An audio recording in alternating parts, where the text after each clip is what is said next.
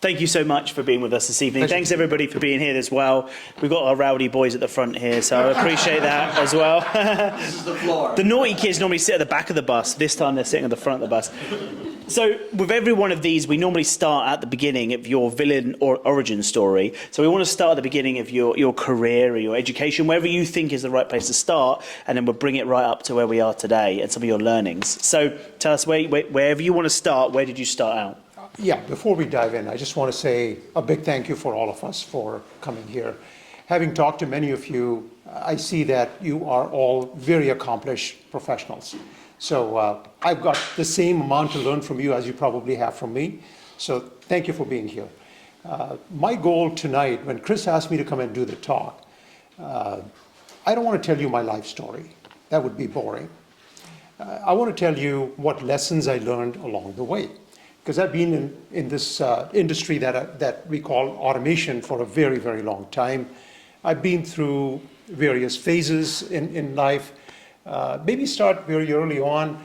I got my PhD in 1984 in electrical engineering and robotics. And I came to a fork in the road. So as Yogi Berra said, when you come to a fork in the road, you take it. So you got to take the fork in the road. So the fork in the road for me was I had a position in academia and I had a position at GE Robotics. Which one to pick? Well, GE Robotics sounded pretty interesting. So I decided to go to GE and kind of progress my career that way. I could have been in academia equally well, could have enjoyed it as well. But I figured... The money was better. Well, in those days, money wasn't a consideration, Anything that paid the bills was good enough. So it's just that being in the industrial side seemed more attractive. So I kind of decided to go that way. So that's kind of where I started. But then, when I look back at my career, what you realize is your career is a summation of all the forks you took in the road. You come to so many points in your career, and when you take that road, it creates a different set of experiences. So we'll talk about the forks and how you decide to take one fork where that gets you and so forth as we go along. So why not academia, if not the money? You felt like you could achieve more, you could be more experimental in the corporate world? Well, what I realized early on is I truly enjoyed innovation. And I had a summer internship at GE. And when I went and worked in the summer, the problem that GE gave me to solve was if you guys look at cars that were built before, let's say, 1985, you run your hand under the door of the car, you'll see the welds where the joints came together. You see thick welds. You can feel the welds. The problem was when you use robotics for welding, when you move the joints of a robot, the end effector is a little jerky in moving. So that causes the welds to kind of swell up. So GE was interested in a way to smooth out the welds, because this was GE Robotics. We were looking at MIG and TIG welding in those days. And I came up with a way of doing it in those days, pencil and paper engineering. I figured that if all the robotic joints followed cubic splines, it smooths out the motion of the end effector. So GE got a patent on that. We started implementing that in robotics. It made a huge difference. I saw that at General Motors. Smooth joints. Now you run your hand under the door, you don't even feel the weld. So I realized that I loved innovation. I enjoyed doing things that delivered some value. So that's kind of got me focused more on the industrial side. So why were GE seeing value in that? Because I guess I'm trying to get towards why some innovations are important, not others. Okay, so let's talk about invention versus innovation. Is invention the same as innovation? How many of you think invention and innovation are one and the same? Let me just see a raise. Okay, actually they're quite different.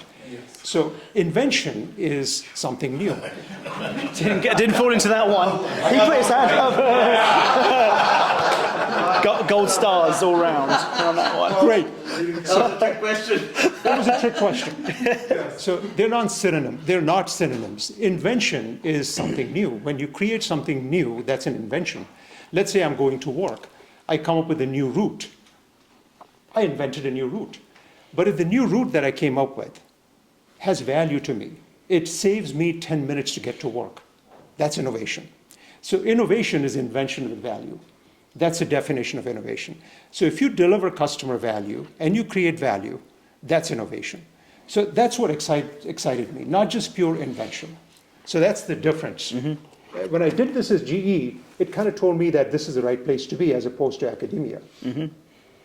Okay, so that's 1985. This was 1985. Yeah, it was a good year. I was born in 1985. I knew that was And Back to the Future was out as well. And so, what do I want to go next with that? Where I want to go next is that. So that was your first experience to a proper job, I guess, at that point.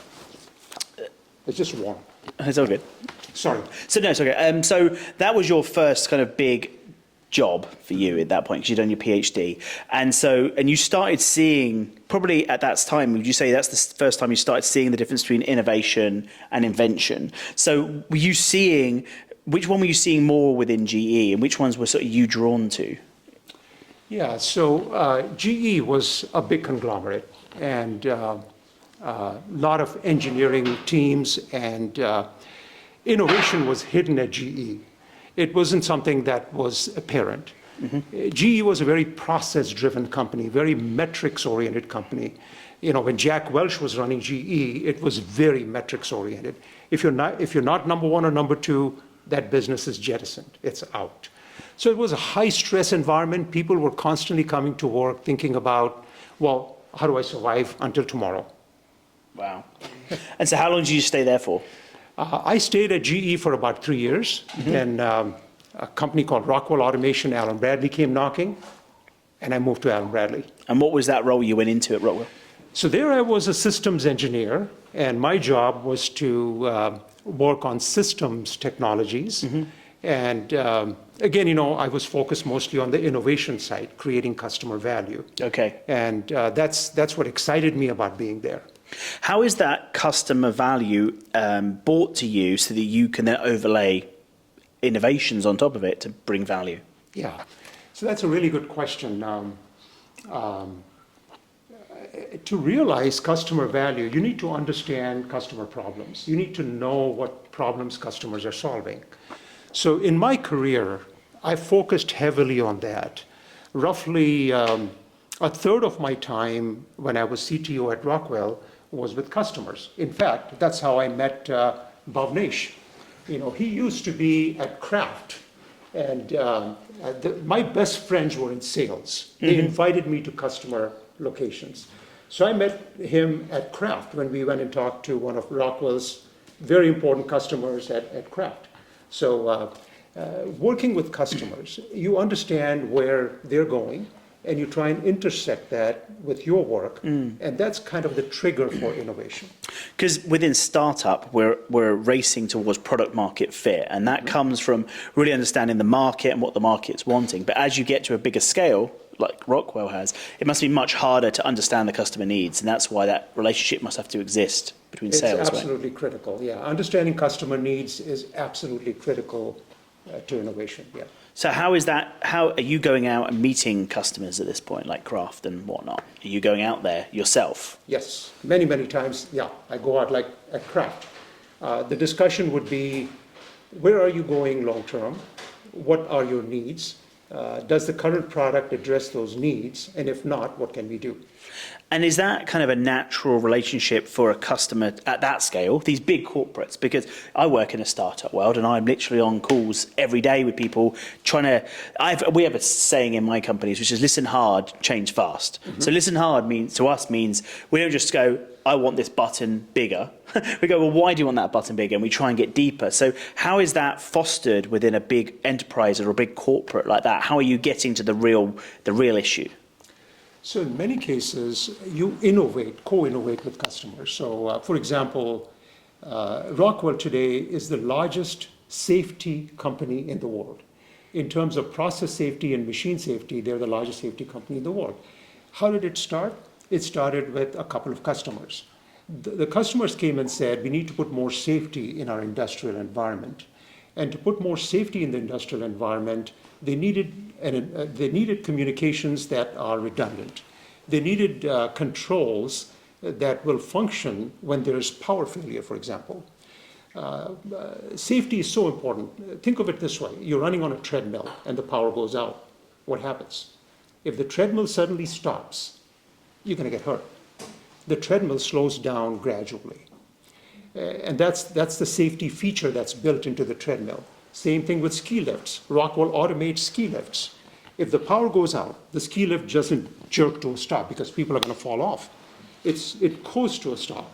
So that safety portfolio was built jointly with customers. So having customers involved in development is absolutely crucial. Mm-hmm.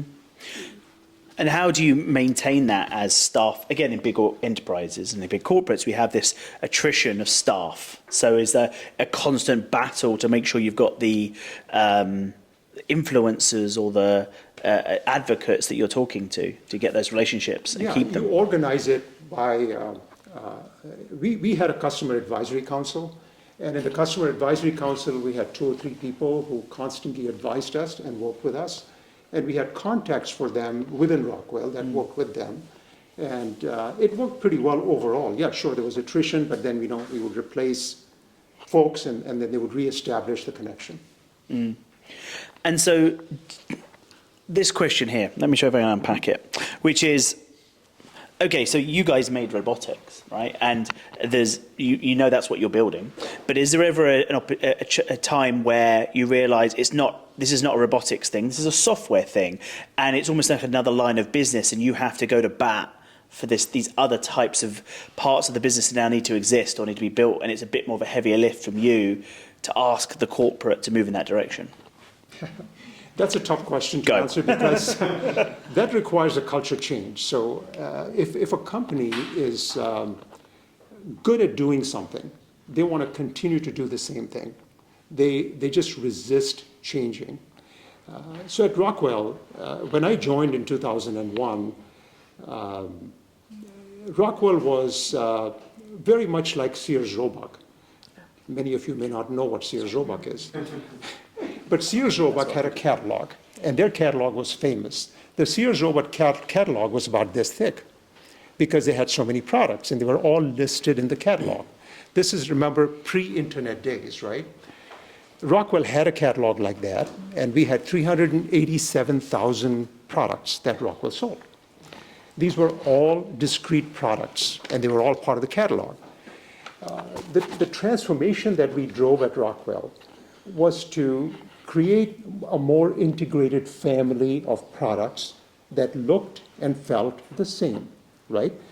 Because these products, just to grossly simplify, when I first saw these, I thought of my living room where I had this wicker basket with 50 remote controls in them, right? One remote for the DVD, one remote for the TV, one remote for the stereo system, one remote for the lights, and so forth. Rockwell used to be that way. Each control system that we built was pretty unique, had its own user interface, it had its own remote control. So we decided to unify that through software. Yeah. And that was a major undertaking. It was a major transformation that we had to drive. It required top-down support. And I was involved in that transformation with the CEO. And there were some interesting lessons learned, which we can talk about. Well, please do. And how was that identified as an issue and a big systematic change that had to happen? Yeah, so the CEO at the time, Keith Nosbush, he realized that building SKUs would make us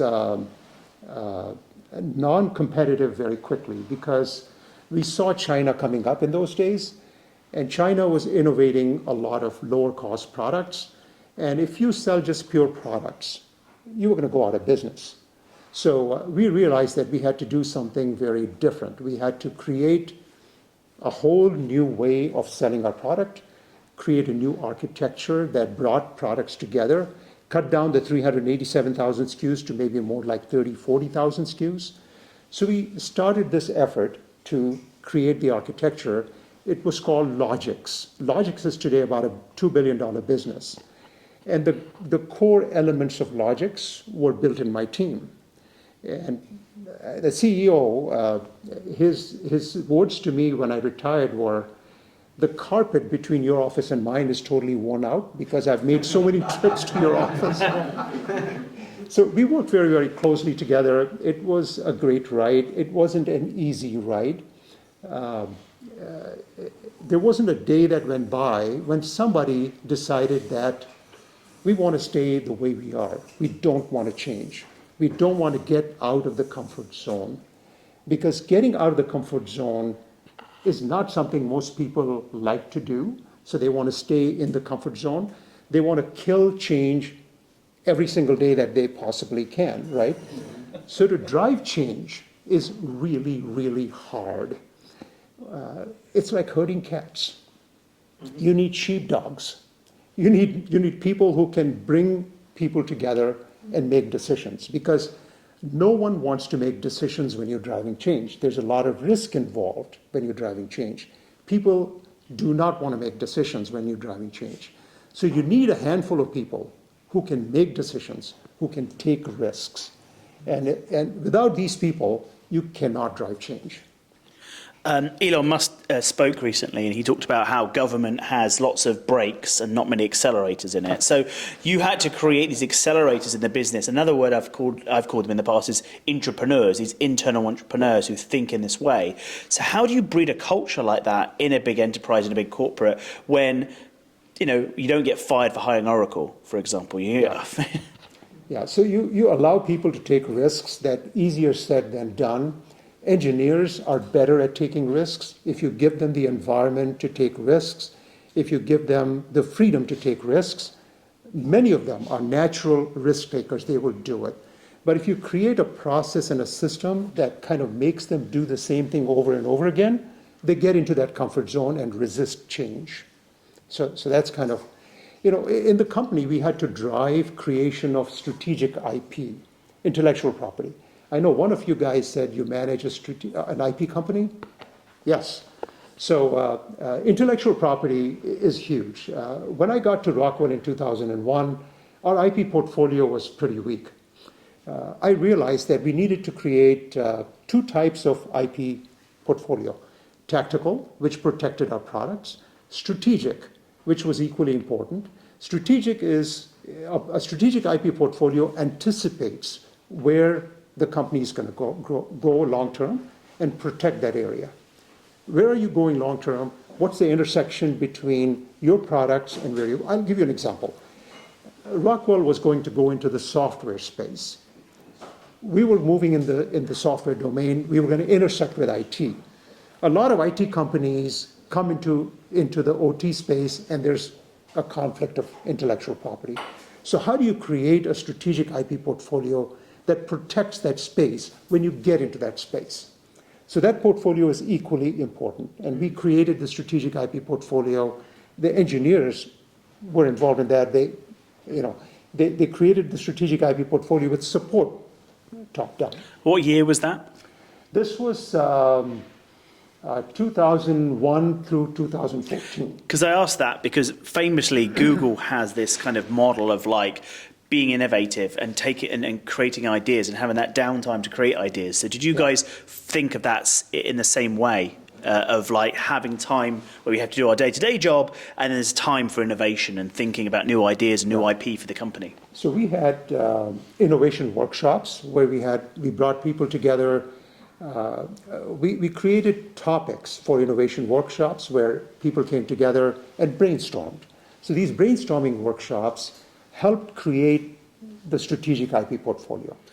Okay, I'm actually going to ask two more questions, and I'm going to open it up to the room, and we're going to have some time to ask the questions to start thinking about that. So my first question is going to be about when things maybe went wrong, because I think we all like to hear about that. And then the last one's going to be, I just like to hear about what you're up to these days. Okay. So the first one, is there times where people went too far, or an innovative idea just it lost the company a lot of money, or it beat you in the butt? Yeah, there was one year, I think this was 2011, I lost $10 million for the company. Very bad idea. I started a lab in Moscow, in Russia. because I worked with a couple of scientists from Russian Academy of Sciences, brilliant, brilliant guys. You know, they understood mathematics better than anybody else in the world. So we were doing a lot of work in aerospace and defense, and we needed some collaboration in computational fluid dynamics and mathematics. And Russian Academy of Sciences had some of the best talent. So I set up a lab in Moscow. Great idea, I thought. We hired a bunch of people. I sent one of my guys to run the lab in Moscow. He came to me and he said, look, the local mafia came in and they wanted a facilitating payment in addition to the rent we paid. They wanted 50% of the rent we were paying. I said, no, we're not going to do that. We're an ethical company. We don't deal with the mafia. We're not going to pay any facilitating payments. That's easy to say when you're in America, I think. Okay, boss, I'll go and tell him. Well, turned out that was a huge mistake. 3 months down the road, our office with about 40 people at night and computers and all that was completely burned down. Oh, man. So that office was burned down and we had to close the office. And in the whole process, the investment that we had to write off was roughly $10 million. So that was a mistake. That's crazy. Thanks for that one. That was a good one. That gave us a good laugh. So the last question was... What's that? How did you recover from that? Well, you know, we retrenched back to the US. My boss decided to take that in his stride. I didn't get fired, so we just moved on. I love it. So there, I want to wrap up our little discussion and we're opening up to the room. So start thinking about some ideas. What's life like for you now? What are you working on? What are you interested in? Since I retired from Rockwell, I saw a lot of pull from boards, public company boards, to join public company boards. So I sit on 3 public company boards. More recently, last November, I joined the board of a company called PackSize. PackSize is a super interesting company. They are making on-demand packaging that are right-sized for the SKUs you're selling. How many times do we get Amazon packages with 90% air in the box? Yeah. So PackSize is making these boxes. Their largest customer today is Walmart. They do about $600 million of sales. We're marching towards $1 billion in an IPO. And I'm the chairman of the board at PackSize. So we're kind of moving in that direction. I also work with a lot of private equity firms. What I see happening at private equity firms, and I don't mean this in a negative sense, is private equity firms are very much like kids in first grade playing soccer. If you watch kids in first grade playing soccer, they're all running towards the ball. Yeah. Every single kid is at the ball. Again, I don't mean this in a negative sense. The way private equity firms are working today is when a deal comes on the market, an investment bank says, hey, I've got this company on the market. They all run to the deal and drive the price up. There isn't much thinking about, well, is this the right company? How do I build this company up? How does it fit into the overall space? So I focus in the industrial space. And I'm working with a bunch of private equity firms in an advisory capacity. And Neil, who's sitting back there, he's an entrepreneur. He and I started a company called Graviton Partners. And we're working with private equity firms at the front end where we provide advisory services. A lot of times we go in and look at companies that they want to buy. We do technical due diligence. We look, and Neil is really good with Gen AI and doing searches with Gen AI, which I'm not very good at. So we complement each other really well. He does a lot of Gen AI related work and computer science related work that I'm not so very good at anymore. And we create a competitive picture for companies. We do technical debt analysis for companies they might acquire. We also build growth vector maps.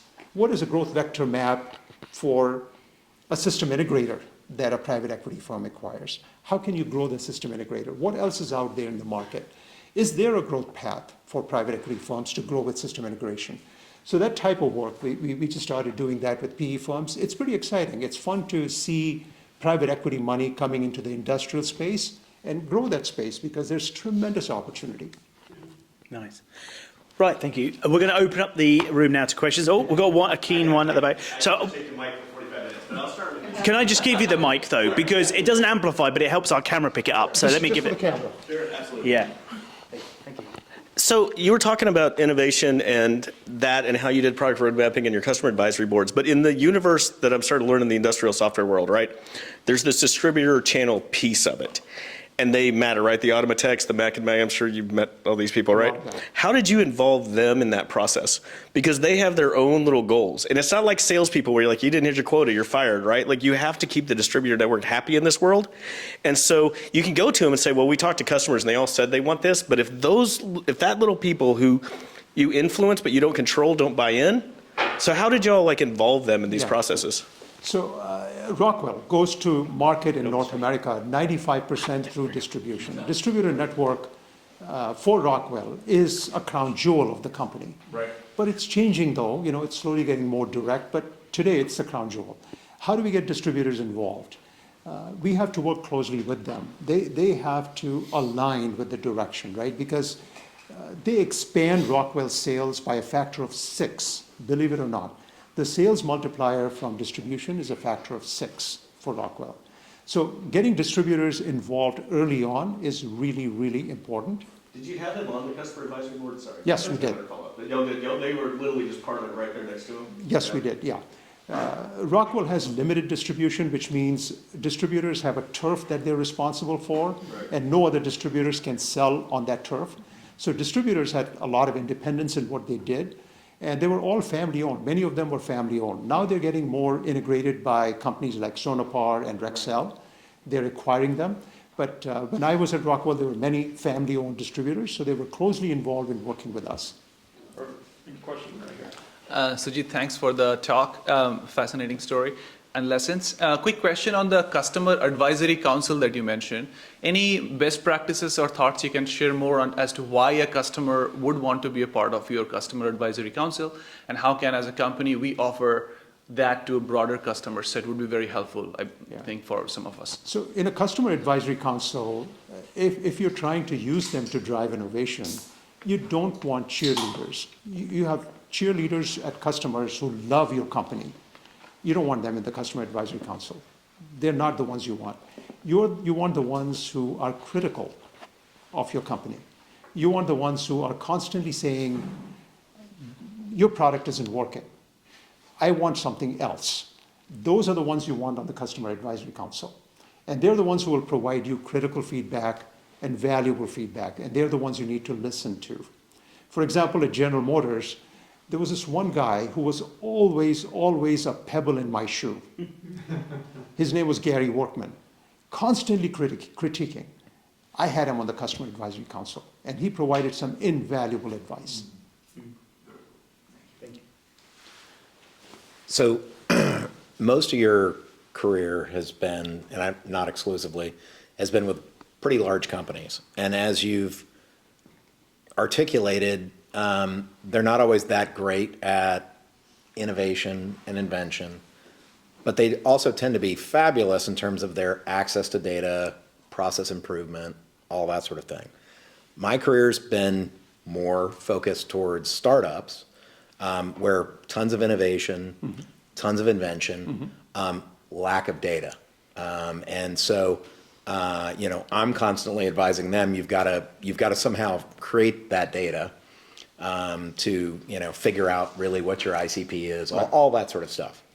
A lot of people in this room are sort of working with or working for companies that are sort of in the middle of that, right? They've gone beyond the startup stage, and now they're being told by often private equity to professionalize their organization, to get more data driven, to become more GE-like. What can get lost in that shuffle, I would think you would agree, is how do you professionalize your organization while still being innovative? There's a lot to be learned, I think, both from the startup experience as well as from the large company experience. I'm wondering if you have some thoughts on that. So let me understand the question first. You're asking how mid-stage companies can better leverage the data and information they have for better decision making? Yeah. Okay, yeah. So a lot of companies are data rich and information poor. Correct. Right? Yeah. So they don't know how to translate the data into information. The gap typically is a lot of companies have what I call unstructured data. It's data, and it's lying in different places. It's not structured. For AI to be truly effective, and I'm not talking about Gen AI, for AI in general, machine learning to be truly effective, structured data is really important. Garbage in, garbage out, right? Someone asked ChatGPT how many majors Tiger Woods won. The answer was 32. That's the wrong answer. He won 87 majors. Because the definition of major wasn't correct in ChatGPT, right? So how do you get information rich if you have data? The first step is to take your unstructured data and to structure the data. In the industrial world, what I tell people is a lot of industrial processes were created by people. They're not made by God. Really? Okay.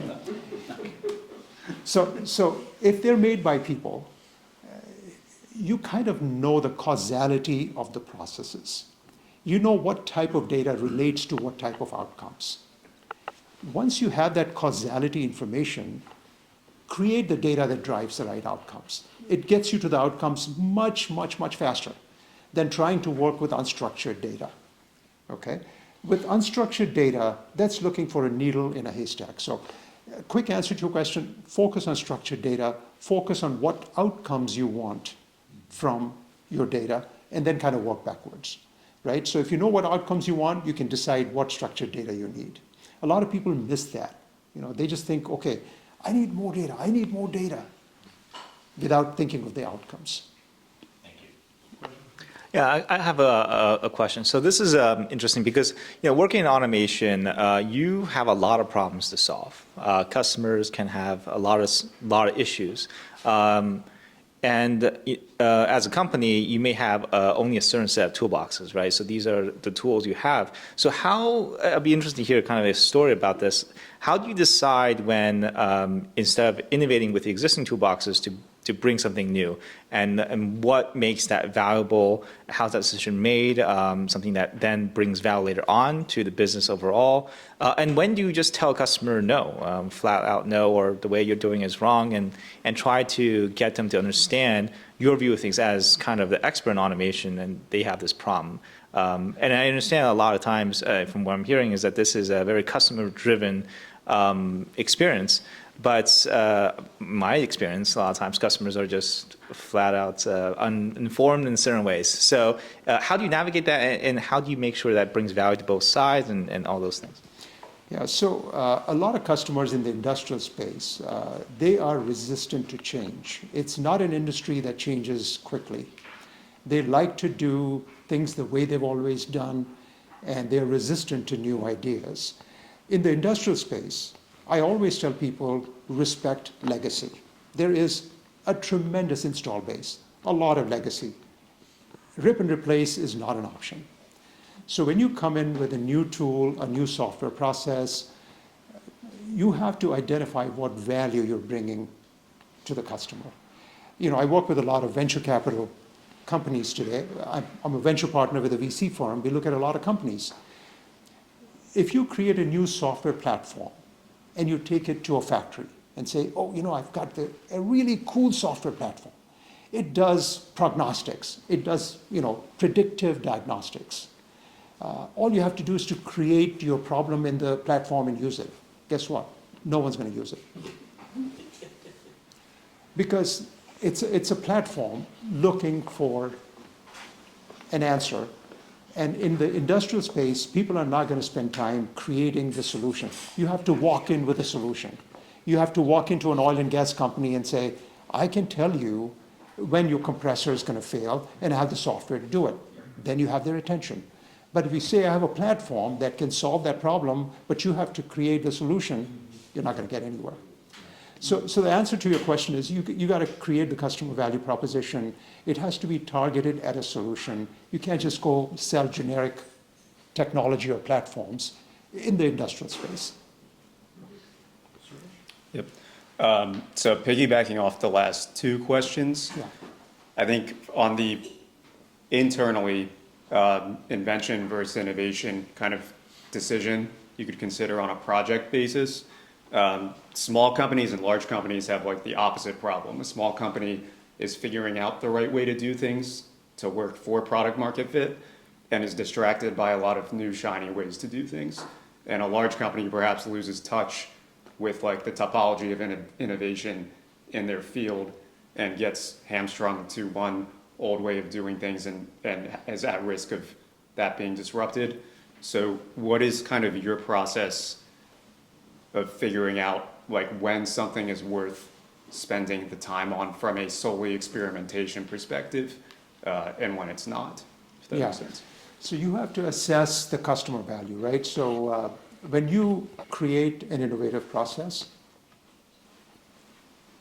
one, are you saying we are out of time? No. Oh, okay. So when you're creating an innovative process, you have to quantify what customer value it's going to produce. If the customer value is significant, then you want to invest in it. Again, innovation for innovation's sake doesn't make any sense. You clearly are creating some new customer value. That's the definition of innovation. What is that customer value? Will the customer pay for it? Is it substantial? And then you make the decision to invest in it. So that's kind of the process. It's not black and white. There's some gut feel involved. So we'll go door and then one more, and then we'll wrap up. Can you tell us what do you think the role of M&A in innovation for a big company and how we should think about addressing an M&A process Okay. with it? That's a really important question. I've thought a lot about this. So there are many kinds of M&A that you can do. Bolt-on M&A is probably the easiest. A bolt-on, if you have an ongoing business, you buy a business that you can just kind of basically bolt on your existing infrastructure. It runs, right? So that type of M&A, a lot of large companies do that routinely. So I have a business segment. I see a company out there that augments the business that I do in this business segment. I attach it, the same channels work for sales and marketing and all that. That's bolt-on. If you're trying to drive change through M&A, that's much harder, much, much harder. Look at IBM. One of the people who influenced me greatly is Lou Gerstner. I met Lou many times.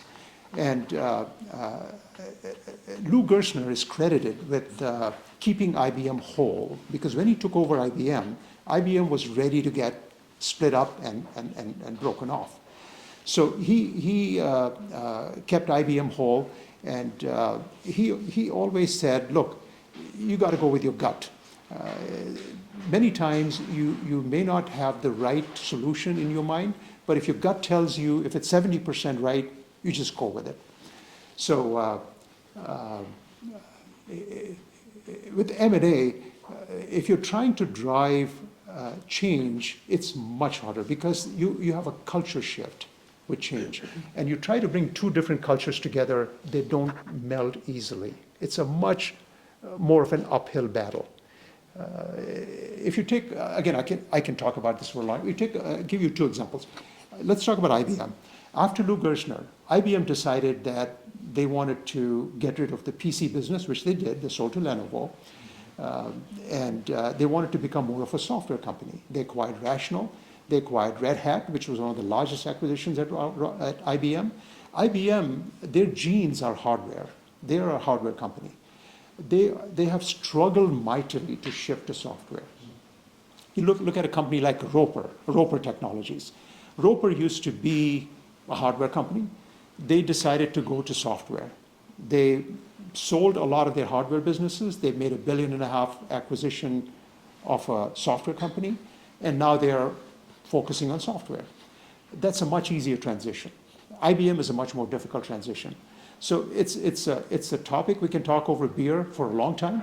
It's not an easy topic, but those are kind of some high-level thoughts. Hopefully I answered your question. It's time for beer. if you put yourself in the seat of a CTO of a public company today, and your CFO and CEO come to you and say, I need to deliver some type of message that shows the value of this Gen AI and just this overall thematic AI that's going on. Besides efficiency, what are 2 or 3 things you would be able to say that would resonate with the broader market? And just some context behind that. Yeah. It seems to be like the time value or the, I guess to use options kind of language, theta decay is accelerating. So the value of this option's losing a lot of value very quickly. And it's hard for companies to show value incrementally besides saying they're going to get rid of X number of people. That game will eventually play itself out very soon.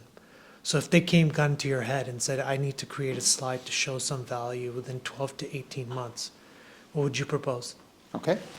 So I'll give you an example. I'm on the board of a company called Flowserve. Flowserve is roughly a $4.5 billion company based out of Dallas. Flowserve is data rich. The company is 140 years old. They have a lot of data. Flowserve also does a lot of bidding with companies like Schlumberger. I know you're from Schlumberger. Yeah, so with companies that take on major oil and gas projects, and Flowserve will bid on pumps, on valves, on seals, and so forth. So they have a lot of data on previous bids they've submitted, which bids were profitable, which bids were not. So their CTO decided that, and rightfully so, she said, okay, because I have so much data here, this would be a good application for Gen AI. I'm going to build a small language model and use Gen AI, ChatGPT, as the front end. So I can use ChatGPT to talk to my small language model, and I can look at what type of bids were more successful. So if I have a new opportunity, I will use this software to generate a bid automatically. Now Flowserve is using that routinely. They've cut their bid generation time by almost 50%. So to answer your question, you got to figure out what areas do you have good data in? And once you know where you're data rich, that would be the right area with the right business value proposition for Gen AI application. So as CTO, I would figure out first, where do I have good data for my company? That's my proprietary data. What value can I generate from that? And here are the options for Gen AI application. That's exactly what I would do. Thank you. So I want to thank you for your time this evening. It's been awesome. Matt, thank you so much. Thank you. Thank you, everybody. Yeah. I just want to end with one quick note. I forgot to tell you I'm from Milwaukee. I lived there for 21 years. And we moved here from Milwaukee a couple of years ago because I'm not used to the heat. Any warm temperature profusely makes me sweat because I'm used to Wisconsin. I was at a comedy show, and I was telling somebody this recently, and the comedian, I was sitting in front, that was a big mistake. He looked at me and he said, where are you from? So I said, Milwaukee. So he said, I'm sorry. I said, Milwaukee. He goes, I heard you the first time. I just said, I'm sorry. So, Sujeet, thank you so much. Now I get where the beers with Sujeet comment came from, being from Milwaukee. So guys, everybody, give our team maybe like 5 minutes to set up the buffet. And then the chairs, if you're sitting in a folding chair, just let it be. We'll move everything for you. Just walk around the house.